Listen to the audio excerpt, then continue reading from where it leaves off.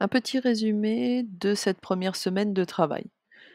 Pour cette rentrée 2025-2026, les premières ont plusieurs livres à travailler durant l'année.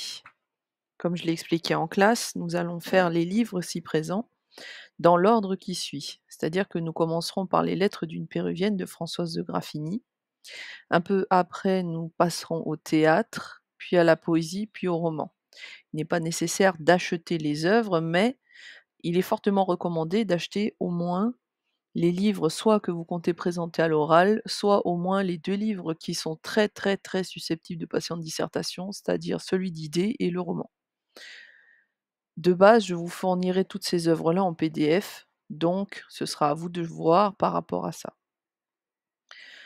Concernant cette année scolaire, vous allez travailler sur des objets d'étude, c'est un équivalent des séquences, et au lieu d'utiliser les termes de séance, je vais simplement parler de semaine. Nous possédons 4 objets d'étude, les 4 que vous venez de voir, et il y a à peu près 33 semaines de cours cette année scolaire. Littéralement, c'est plus simple et plus fluide selon moi de traiter ainsi les cours. Je vous donnerai à chaque début de semaine un planning et ensuite l'objectif est de faire en sorte à le respecter. Ce planning ainsi que les diaporamas que vous voyez seront toujours posés sur Moodle afin que vous y ayez accès. Concernant les épreuves à venir, à la fin de l'année scolaire, il y a un choix à faire sur les 2 épreuves de bac possibles à l'écrit, commentaires de texte et dissertation. Mon objectif, bien sûr, est de traiter les 2 en classe, ce qui veut dire qu'il y aura des devoirs de 4 heures, soit de commentaires de texte, soit de dissertation, soit au choix. Et avant cela, des exercices en classe, voire des mini-évaluations où vous avez un demi-devoir à faire, par exemple. Concernant les oraux de français, plusieurs exercices sont demandés en lien avec cela. L'oral de français contient une analyse ou une lecture linéaire, c'est la même chose, sur un des 16 textes travaillés en classe. Après cela, une question de grammaire, la présentation d'un livre qui est sur une liste définie en classe et un échange, donc une discussion avec le jury. Ce qui veut dire qu'en classe, nous travaillerons les 4 activités soit en demi-groupe, en AP, en classe entière, plusieurs modalités sont possibles. Par conséquent, les évaluations seront fréquentes.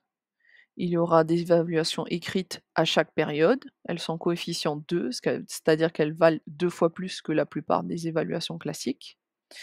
Mais il y a aussi des évaluations écrites type bac, notamment une par trimestre qui dure 4 heures.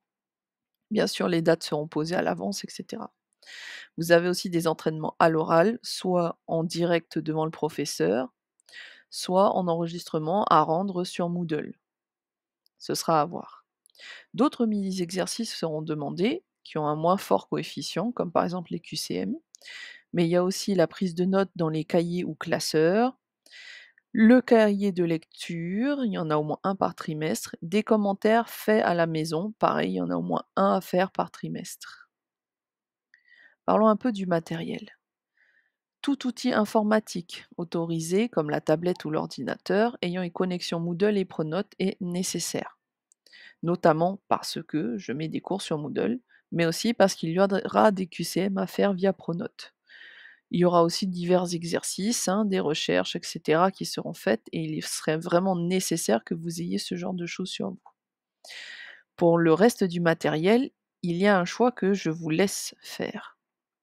Soit vous prenez 2 classeurs, un petit sur vous et un grand à la maison, qui vous permettrait d'avoir toujours quelque chose de léger sur vous et de bien organiser. Soit vous prenez un porte-documents dans lesquels vous rangez les documents justement distribués et les feuilles de cours que vous faites au fur et à mesure. Soit vous prenez un cahier, mais dans ce cas-là, il faudra veiller à toujours coller ou agrafer les semaines de travail distribuées. Personnellement, je préconise le classeur parce que, comme je viens de le dire, nous travaillons par semaine. Pour ma part, je propose de prendre une seule pochette et de ranger toute la semaine dans cette pochette. Ainsi, vous vous retrouveriez, par exemple, aux prochaines vacances avec 5 pochettes, une par semaine, et ainsi de suite. Mais c'est à vous de faire ce choix. Concernant la prise de contact, l'objectif c'est que vous preniez contact soit via Pronote, soit via Moodle. Merci à tous.